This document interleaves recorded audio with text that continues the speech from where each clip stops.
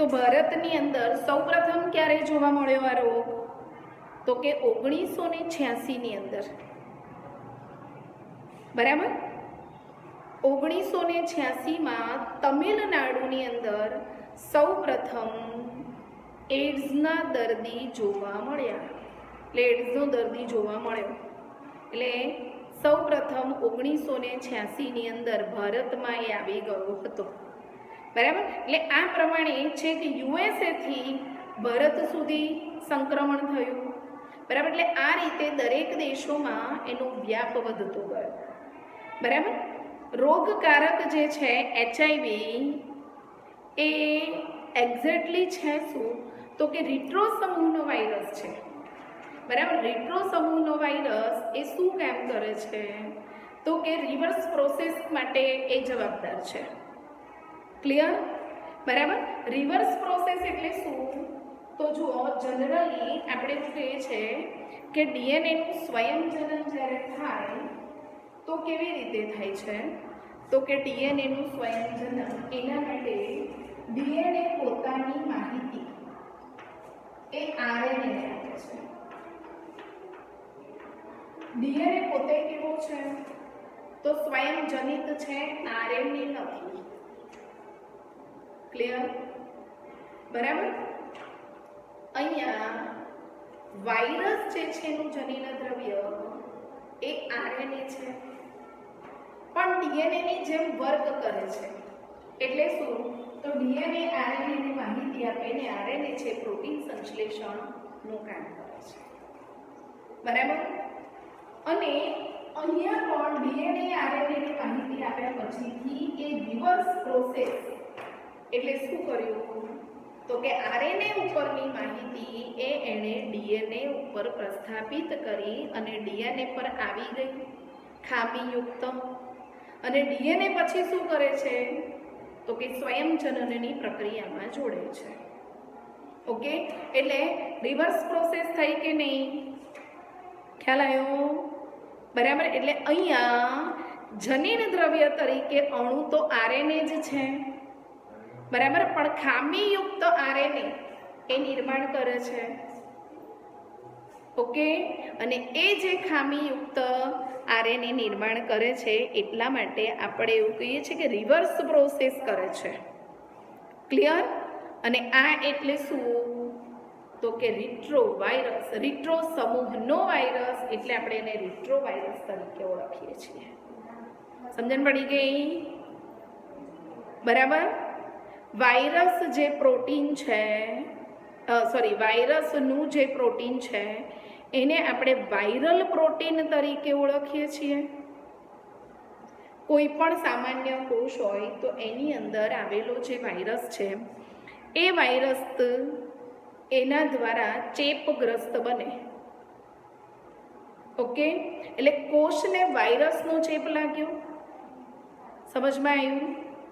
બરાબર. એટલે હવે સમજો કે કોઈ પણ એક વાયરસ છે એ જે તે વ્યક્તિના કોષને ચેપ લગાડે છે. બરાબર. ચેપ લગાડે એટલે શું કરે? તો કે વાયરસ એનું જે આરએનએ છે એ કોષમાં દાખલ થાય. કારણ કે આરએનએ જ ખામીયુક્ત બન્યું છે, એનું જનીન દ્રવ્ય. બરાબર. અને એટલા માટે તે ક્યાં દાખલ થશે? તો એ વાયરસનું આરએનએ જે તે કોષ હોય ને એ કોષની અંદર દાખલ થાય. બરાબર. કોષને પણ પોતાનું જનીન દ્રવ્ય આવેલું હોય છે. હું જે સમજાવું છું એમાં ખ્યાલ આવે છે બધાને?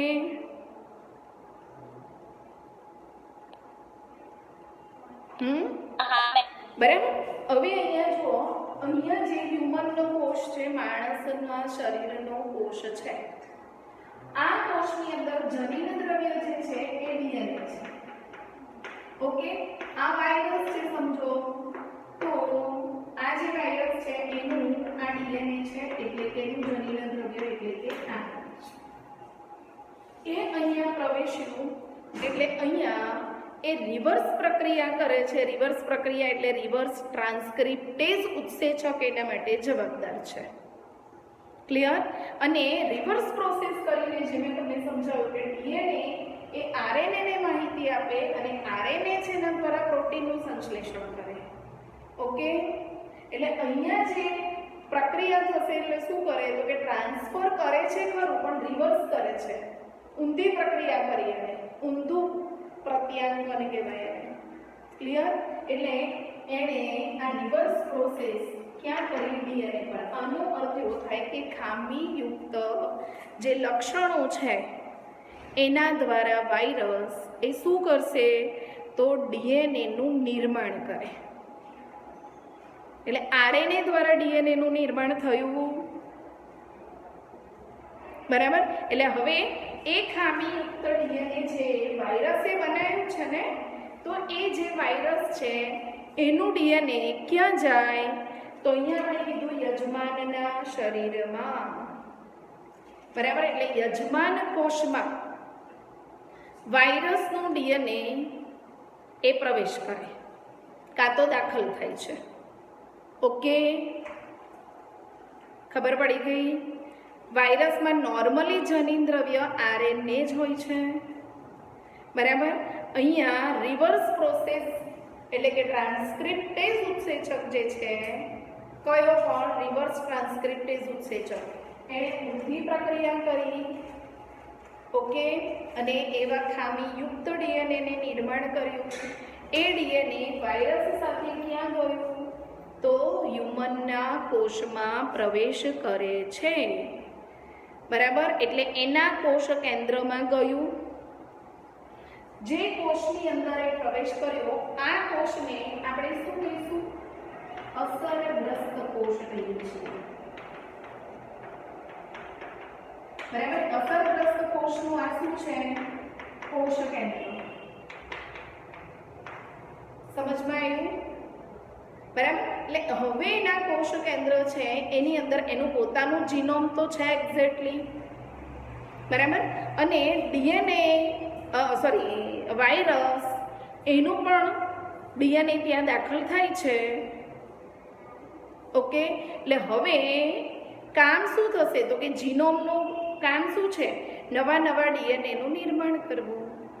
ઓકે, બરાબર? તો અસરગ્રસ્ત કોષ દ્વારા નવા વાયરસના આરએનએનું નિર્માણ કરશે, બરાબર? એટલે નંબર ઓફ કોપીઝ આરએનએની બની ગઈ. ઓકે, અસરગ્રસ્ત કોષના ડીએનએ દ્વારા. ફરી બોલું છું, બરાબર? શું નિર્માણ થયું તો નવા વાયરસના આરએનએ બની ગયા. આનો અર્થ એવો થયો કે બહુ જ બધા વાયરસ બની ગયા પછી. ખ્યાલ આવ્યો? બરાબર? એટલે આવા બહુ જ બધા આરએનએ નિર્માણ થાય છે અને નવા વાયરસના જે નવા વાયરસ બને છે જે બીજા કોષો ઉપર પણ અસર કરશે. ક્લિયર? બીજા કોષોને પણ અસર પહોંચાડે. તો ઘણા બધા કોષો સુધી એનો વ્યાપ થતો ગયો.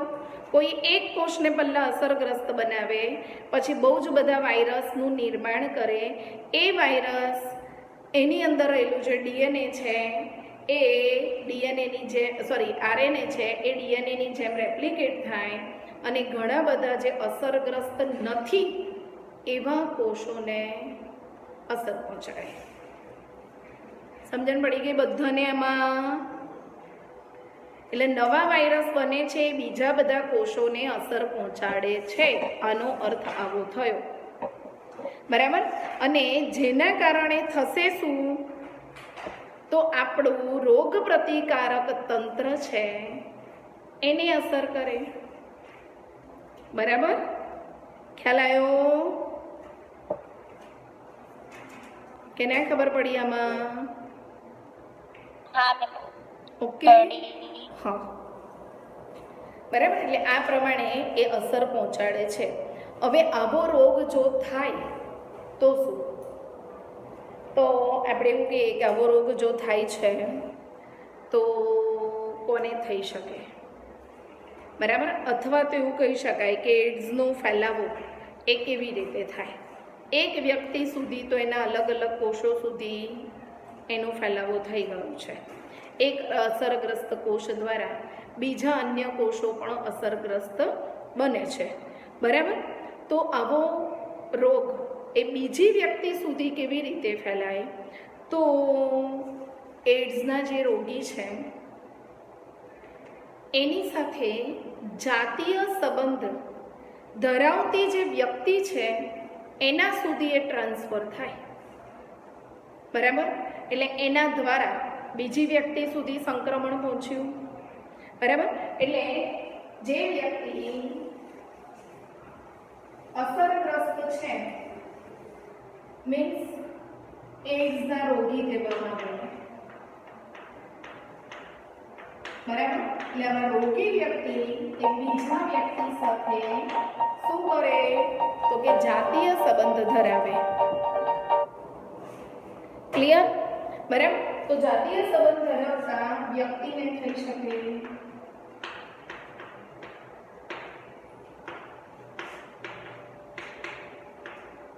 બીજું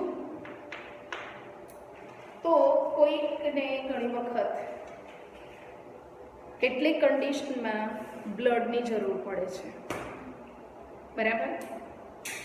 જે વ્યક્તિને બ્લડ જોઈએ છે એ નોર્મલ પર્સન છે, પણ જે વ્યક્તિ જે રુધિરાદાન કરે અથવા તો બ્લડ ડોનેટ કરે છે એવા વ્યક્તિના રુધિરની અંદર જો HIV છે તો જે વ્યક્તિ એ બ્લડને લે છે તો વ્યક્તિથી વ્યક્તિ સુધી ફેલાયું. બરાબર? એટલે બીજું કેવી રીતે ફેલાયું? કે HIV યુક્ત રુધિર જો છે તો એ જ્યારે ડોનેટ કરે છે અને કહેવાય રુધિરાદાન, એના દ્વારા ફેલાયું. ઓકે? એટલે બીજો ફેલાવો એના દ્વારા થાય. સપોઝ સમજો કે કોઈક વ્યક્તિ છે એડ્સના દર્દી અને એવી જે વ્યક્તિ છે એના માટે યુઝ કરેલી સિરિંજ એટલે ઇન્જેક્શન, બરાબર? એનું જે નીડલ છે ઇન્જેક્શનની આગળનું પોર્શન જેના દ્વારા મેડિસિન આપણા બોડીમાં ઇન્જેક્ટ કરવામાં આવતી હોય છે. ક્લિયર? એ નીડલનો ઉપયોગ HIV વાળી વ્યક્તિને કરેલો છે. સેમ એ નીડલ એ બીજી વ્યક્તિને કરવામાં આવે કે જે રોગિષ્ટ જ નથી. બરાબર? તો એવી વ્યક્તિ સુધી ટ્રાન્સફર થયું એના બોડીમાં કયા વાયરસ. બરાબર? એટલે આવી વ્યક્તિનો ક્યારેય પણ એવું કહી શકાય નહીં એવું છે જ કે એક વ્યક્તિને વાપરેલી જે સિરિંજ છે, બરાબર, એ બીજી વ્યક્તિ માટે વાપરવી જોઈએ નહીં. એક વ્યક્તિની છે એક વ્યક્તિ માટે જ સિરિંજ દ્વારા બીજી વ્યક્તિ સુધી પહોંચે. ક્લિયર? આ સિવાય કેટલાક સ્ત્રીઓની અંદર હોય, સમજો જે લેડી પ્રેગ્નન્ટ છે તો એ પ્રેગ્નન્ટ લેડી જે છે એને જો HIV થયું છે, આનો અર્થ એવો થયો રોગિષ્ટ માતા છે, તો એ જે બાળકને જન્મ આપવાની છે તો એવું જે બાળક છે એ ઉછરી રહ્યું છે ક્યાં? તો એના ગર્ભમાં. બરાબર? એટલે એના બોડીને ખોરાકની પણ જરૂર છે, રુધિરની પણ જરૂર છે. બરાબર?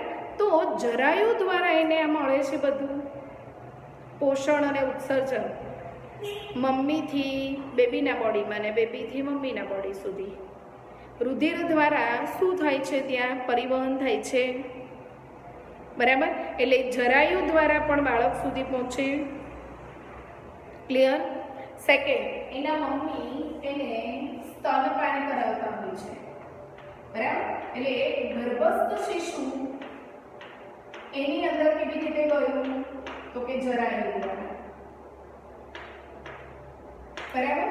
અને જો બેબી બોર્ન થયું છે, નાનું છે, એની મમ્મી એને શું કરાવે તો કે સ્તનપાન કરાવે છે, બરાબર. અને ત્યારે પણ આ કોની વાત કરી આપણે, ગર્ભસ્થ શિશુની વાત કરી, બરાબર. અને ન્યૂબોર્ન બેબી છે, બરાબર, એટલે નવું જન્મેલું બાળક એ ખાતું નથી એટલે એની મમ્મી એને સ્તનપાન કરાવે છે, બરાબર. અને એના દ્વારા પણ શું થાય છે તો કે એક વ્યક્તિથી બીજી વ્યક્તિ સુધી એચઆઈવીનું સંક્રમણ થઈ શકે છે. ઓકે, એટલે આ પ્રમાણે શું થયું તો કે એચઆઈવી ફેલાય છે. જો આ અટકાવવામાં આવે એટલે શું, તો આ સિવાય બીજા કોઈ રીઝન છે નહીં કે જેના દ્વારા એચઆઈવી ફેલાય. આનો અર્થ એવો થયો કે એડ્સના રોગી છે એ બીજી કોઈ વ્યક્તિ સાથે જાતીય સંબંધ ધરાવતા નથી, કાં તો અજાણી વ્યક્તિ સાથેનો જાતીય સંબંધ ટાળવામાં આવે તો એડ્સને અટકાવી શકાય, બરાબર. સિરિંજ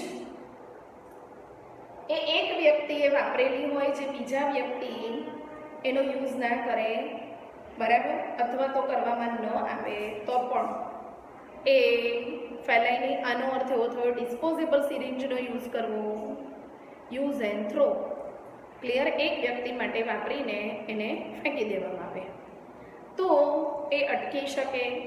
એચઆઈવી યુક્ત રુધિરાદાન એનાથી ફેલાય છે, એટલે રુધિરાદાન કરતા પછી અથવા તો કોઈનું બ્લડ લેવાનું હોય તો બ્લડ લેતા પહેલાં એનું પરીક્ષણ કરવું જરૂરી છે, બરાબર. જો એનું પરીક્ષણ કરવામાં આવે, કારણ કે બ્લડમાં આમ તો દેખાય નહીં કે ભાઈ આમાં એચઆઈવી છે કે નહીં, બરાબર. એટલે એવું બ્લડ જે છે એ ટેસ્ટિંગ કરીને જો લેવામાં આવે તો પણ એ અટકી શકે.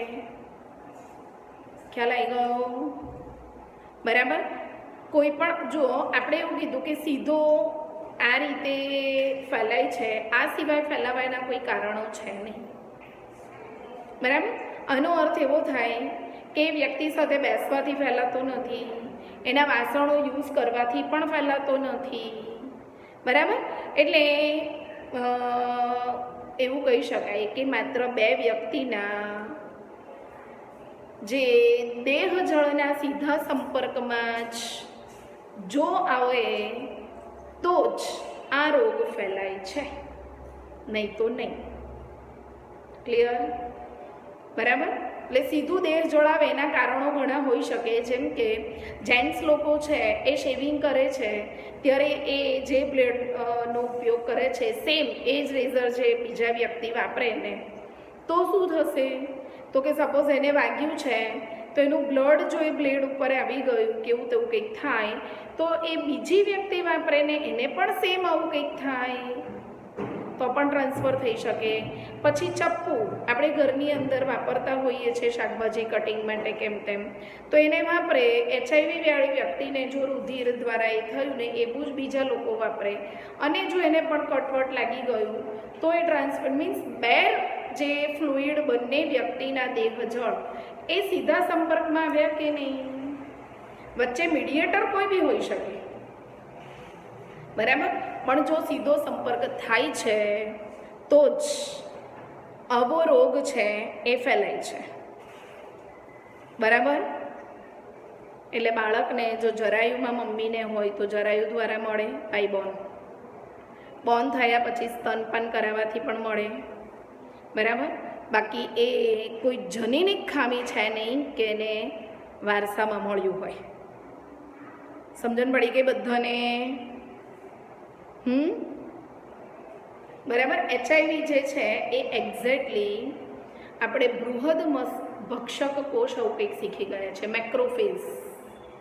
ક્લિયર? 11th સ્ટાન્ડર્ડની અંદર આપણે ભણેલા છીએ અને લાસ્ટ હમણાં પણ આ જે ચેપ્ટરમાં મેં મેક્રોફેઝની વાત કરી હતી, તમને ભક્ષક કોષની વાત કરી હતી, ગઈકાલે જ કરી હતી. ઓકે, તો જુઓ કે એમાં જે ભક્ષક કોષ આવેલા છે ને એની અંદર આપણે રોગ પ્રતિકારક તંત્રમાં આપણે એવું કહ્યું કે ઇમ્યુનો ડેફિશિયન્સી છે, તો રોગ પ્રતિકારક તંત્રની ખામી નિર્માણ કરે છે. હવે રોગ પ્રતિકારક તંત્રની અંદર આવે છે કોણ? તો આપણે ટી લસિકા સેલ આવું કંઈક નામ સાંભળ્યું છે, બરાબર? ટી લસિકા કોષ જે છે એ લસિકા કોષ એ જ એનું ટાર્ગેટ છે અને મેક્રોફેજ એ પણ એનો ટાર્ગેટ છે. મેક્રોફેજનું કામ શું? તો કોઈ પણ ફોરેન બોડી આવે છે એને મારી નાખવું. અહીંયા મેક્રોફેજને જ એ નુકસાન પહોંચાડે, એટલે ફોરેન બોડીને ભક્ષક કોષ મારી નહીં શકે, એટલે ભક્ષક કોષનું કાર્ય અટકી ગયું, એટલે પોતે બોસ બનીને આવી ગયો અંદર, બરાબર? ટી લસિકા સેલ, ટી લસિકા સેલ શું કામ કરે છે? એન્ટીબોડી બનાવવામાં મદદ કરે છે. ક્લિયર? એટલે ટી લસિકા સેલ જે છે એને પણ એ નુકસાન પહોંચાડે, બરાબર? જેના કારણે રોગ પ્રતિકારકતા જે છે એ ઘટી જાય, એટલે કે રોગ પ્રતિકારક કોષોની સંખ્યા ઘટી ગઈ, બરાબર? રોગ પ્રતિકારક કોષોની સંખ્યા જ જો ઘટી જાય છે તો પછી એ રોગો સામે રક્ષણ કેવી રીતે મેળવશે? રોગકારકો જો પ્રવેશે છે તો એની સામે લડવા માટે તો શક્તિ જોઈએ કે નહીં, બરાબર? તો એ કરી શકે નહીં, એટલે એક એક રોગો પછી ધીમે ધીમે એના ઉપર શું થઈ જાય? હાવી થઈ જાય, બરાબર? એડ્સ થયો છે કેવી રીતે ખબર પડે, બરાબર? તો એના માટે શું કરવું પડે? તો નિદાન કરવું પડે કે નહીં? નિદાન એટલે શું? કે ભાઈ આ એડ્સથી જ થયું છે, એવું કંઈક થાય છે, એબનોર્મલ પરિસ્થિતિ કેટલીક આપણા બોડીની અંદર સર્જાય છે, બરાબર? તો એ કોના કારણે થઈ છે? તો એના માટે આપણે એવું કહીએ કે એના માટે નિદાન કરાવવું પડે, ખરેખર છે કે નહીં, કાં તો પછી શું થયું છે, કાં તો પછી કોના દ્વારા થયું છે. ક્લિયર? એટલે આને આપણે શું કહીએ છીએ? તો એને આપણે નિદાન કહીએ છીએ, ડાયગ્નોસિસ તરીકે એને ઓળખવામાં આવે, બરાબર? અને એના માટેની જે પદ્ધતિ છે તે એટલે કઈ? તો એના માટેની પદ્ધતિ છે એલિઝા, એલિઝા પદ્ધતિ દ્વારા એડ્સનું નિદાન કરવામાં આવે છે. ક્લિયર? એના દ્વારા ઓળખી શકાય ભાઈ કે આ થયું છે કે નહીં, આ કસોટી જે છે એનો વ્યાપ વધી રહ્યો છે. આનો અર્થ એવો થાય કે એના દ્વારા જાણી શકાય છે, એટલે વ્યાપક રીતે એલિઝા પદ્ધતિ વપરાય છે. ક્લિયર? એલિઝા પદ્ધતિ એટલે શું? એલિઝા, ઈ મીન્સ એન્ઝાઇમ, બરાબર? એન્ઝાઇમ કહેવામાં આવે, લિંક્ડ,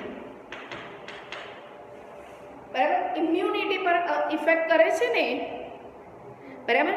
એટલે ઇમ્યુનો, એસ મીન્સ સોર્બન,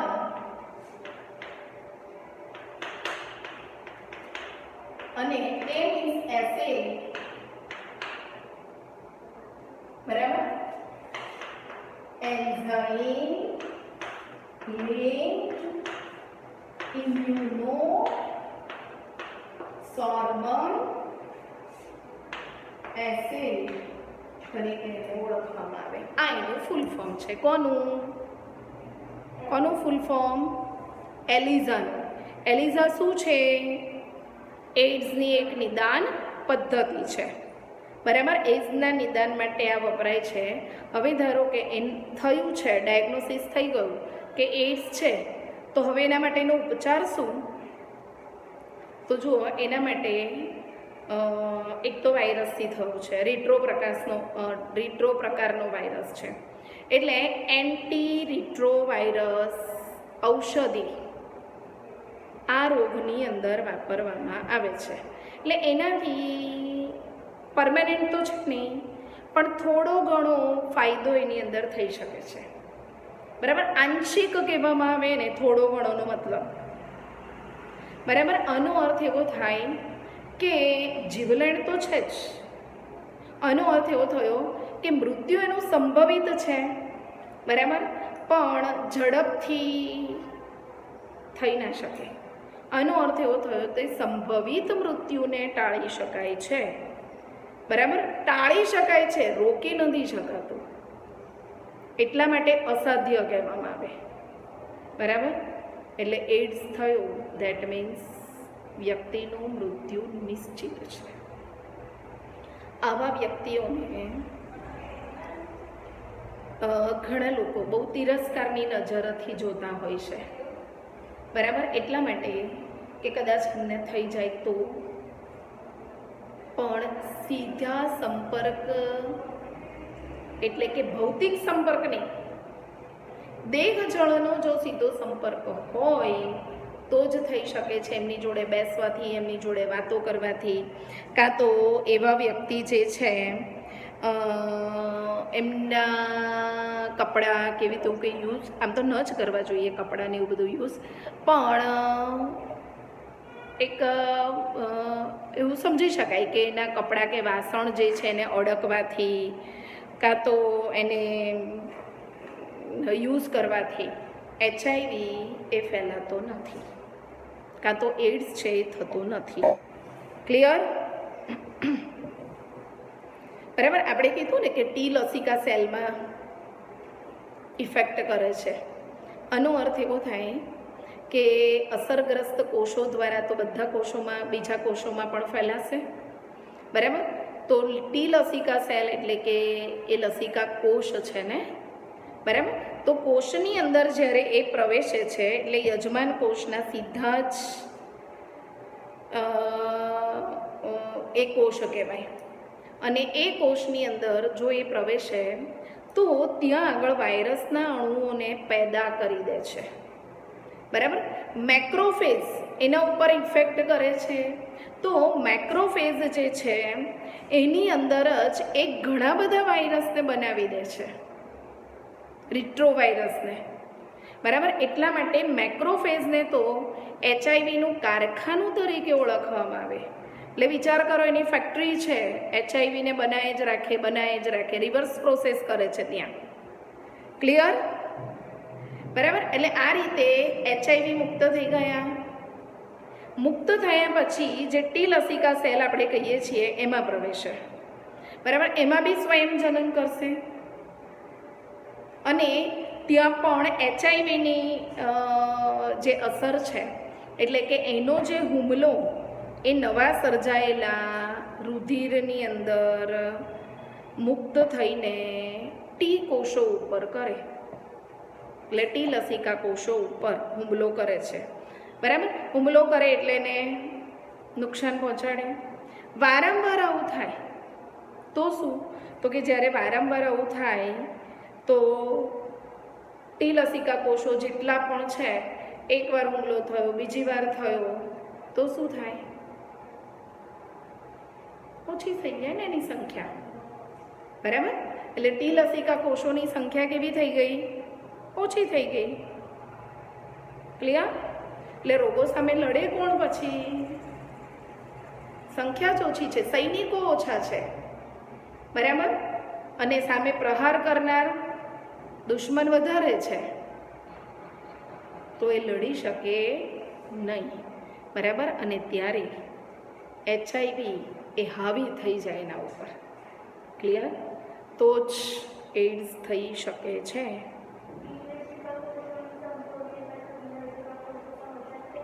મદદ કોણ કરે બનાવે ત્યાં સુધીમાં? એડ્સ થાય એટલે ઇમ્યુનિટી તો ડાઉન જ થવાની છે. એટલે 1 by 1 શું થશે? રોગો પ્રવેશતા જશે અને એક રોગો વધતા જશે, બરાબર. એટલે HIV વાળા વ્યક્તિ જે છે એના માટે તો એવું કહી શકાય કે સ્પેસિફિક લક્ષણો એની અંદર તાવ અને અશક્તિ આવી શકે, બરાબર. એને અટકાવી શકાય છે, થયા પછીથી એનું કોઈ નિદાન નથી, બરાબર. અને સપોઝ સમજો કે એડ્સને અટકાવવા એ પણ આપણા દેશની અંદર એવું કહી શકાય ને કે એક સંસ્થા કાર્યરત છે, એનું નામ છે NACO, જે એના માટે માર્ગદર્શન આપે છે. બરાબર. હવે જુઓ, NACO એટલે શું? તો એના માટે એવું કહે કે national AIDS. N means national, બરાબર. A means AIDS, C means control, અટકાવવાનું કામ કરે છે ને, બરાબર. એટલે કંટ્રોલ, અને જે સંસ્થા કાર્યરત છે, જે કામ કરે છે, એટલે ઓર્ગેનાઇઝેશન છે, આયોજન કરે, જેને ઓર્ગેનાઇઝેશન કહેવામાં આવે. નેશનલ એડ્સ કંટ્રોલ ઓર્ગેનાઇઝેશન, બરાબર. એટલે એ એક સંસ્થા આપણી ત્યાં કાર્યરત છે. આ ઉપરાંત એ સરકારી છે. આ ઉપરાંત કેટલીક બિન સરકારી જે સંસ્થાઓ છે, નોન ગવર્મેન્ટ ઓર્ગેનાઇઝેશન જેને કહેવામાં આવે, બરાબર, એ પણ આને વિશે જાગૃતિ આપવા માટે કાર્યરત છે. એટલે ઘણા લોકોને એના વિશે ખબર ના હોય તો એને જાગૃત કરવામાં આવે છે કે એનાથી બચવા માટે શું કરવું જોઈએ, બરાબર. આ સિવાય WHO, વર્લ્ડ હેલ્થ ઓર્ગેનાઇઝેશન, બરાબર, WHO પણ એના માટે કાર્યરત છે. એટલે WHO પણ શું કામ કરે છે? તો કે HIV દ્વારા જે ચેપ ફેલાય છે ને, બરાબર, એટલે HIVનો જે ચેપ છે એને અટકાવવા માટે સંખ્યાબંધ કાર્યક્રમો યોજે છે, જેનાથી લોકોની અંદર જાગૃતિ આવે, એના વિશે જાગૃત થાય અને એને અટકાવી શકાય. ક્લિયર? બરાબર. એટલે એવું કહી શકાય ને કે ઘણા બધા કાર્યક્રમોની અંદર ધારો કે કયા આવી શકે, તો એક તો બ્લડ બેંકની અંદર HIV મુક્ત રુધિરને જાળવવામાં આવે, બરાબર, જેથી કરીને કોઈ પણ વ્યક્તિ જો બ્લડ લઈ જાય છે કાં તો બ્લડ આપવામાં આવે તો એના દ્વારા પણ અટકી શકે છે, બરાબર. પછી હોસ્પિટલ્સને બધાની અંદર ડિસ્પોઝેબલ સિરિંજ વપરાય છે, જે આપણને બી ખબર છે, બરાબર. તો એવો આગ્રહ રાખવામાં આવે છે કે ડિસ્પોઝેબલ સિરિંજનો જ ઉપયોગ કરવાની એક વ્યવસ્થા ઊભી કરવાથી વ્યક્તિ છે એ આ રોગથી બચી શકે છે, બરાબર. બધા હોય છે એવું જરૂરી નહીં, પણ ઇફ પોસિબલ જો એડ્સવાળો જ દર્દી હોય ને એની જ સિરિંજ યુઝ કરી તો થઈ શકે, બરાબર. એટલા માટે ડિસ્પોઝેબલનો ઉપયોગ કરવામાં આવે છે. પછી આપણે એવું કીધું કે જાતીય સમાગમથી આ રોગ ફેલાય છે, બરાબર. તો જાતીય સમાગમથી ફેલાતો હોય તો એના માટે જે શું કહેવાય એને નિરોધ જેવા જે ગર્ભ નિરોધક સાધનો હોય છે એનો ઉપયોગ લોકો કરી શકે એટલા માટે એનું મફતમાં વિતરણ કરે છે, બરાબર. કારણ કે હજી પણ આપણા સમાજની અંદર એવું કહી શકાય કે શરમ સંકોચ એ આવા યુઝ કરવામાં વધે છે, બરાબર, જે ખરેખર આપણા માટે યુઝફુલ હોય એના માટે. પછી કેટલાક લોકો જે છે એ ડ્રગ્સ લેતા હોય છે ઇન્જેક્શનથી, એ જ ઇન્જેક્શન ડ્રગ્સથી બીજી વ્યક્તિ સુધી જાય, બરાબર. એટલે આ રીતે પણ ફેલાય છે.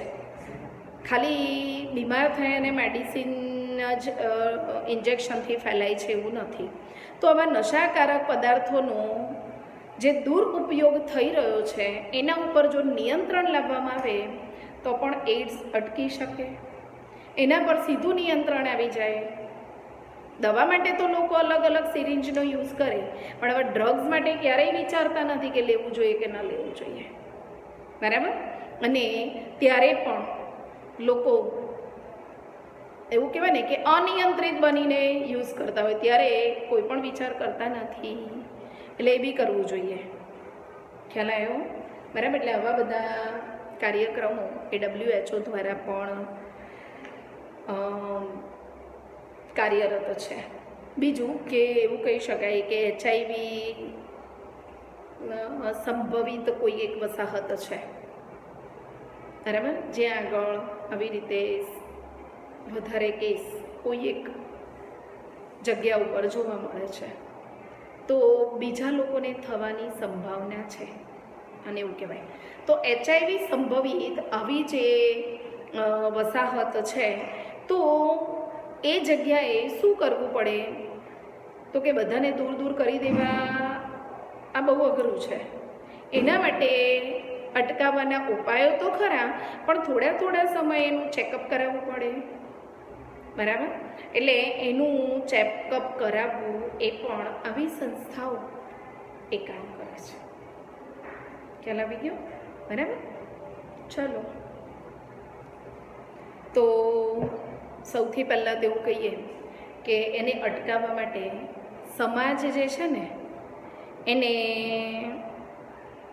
શિક્ષિત બનાવવો પડે. શિક્ષિત ઇન ધ સેન્સ કે જે લોકો આના માટે અનનોન છે, બરાબર, અશિક્ષિત લોકો જે છે એ આવા ઉપાયોથી અનનોન છે. એટલે એવા લોકોને પહેલાં તો એના વિશે માહિતગાર કરવા પડે, બરાબર. એના વિશેની માહિતી આપવી પડે તો જ એવું કહી શકાય કે જો એ સમજશે તો એડ્સને અટકાવવા માટે પોતે પણ એમાં પોતાનું યોગદાન આપશે, બરાબર. એટલે તો પણ શું કહેવાય અટકી શકે છે, બરાબર. એટલે આ બધા સાધનોનો ઉપયોગ કરવો, સાથે સાથે વ્યક્તિઓની અંદર પણ એના વિશેનું નોલેજ એ જો ઊભું થાય તો અટકી શકે છે. ધારો કે થયો છે તો એના પ્રત્યે લાગણી સભર સંબંધો એ રાખવા જોઈએ, બરાબર. એવું કહેવાય કે દુર્વ્યવહાર અને ઘણીવાર તો સામાજિક બહિષ્કાર એ પણ આવા વ્યક્તિ સાથે કરવામાં આવે તો એમ પણ રોગિષ્ટ છે અને માનસિક રીતે પણ એ પીડાય, બરાબર. એટલે એની સાથે લાગણીસભર વ્યવહાર એ કરવો જોઈએ, બરાબર. આ આપણી માનવતા કહેવામાં આવે એને.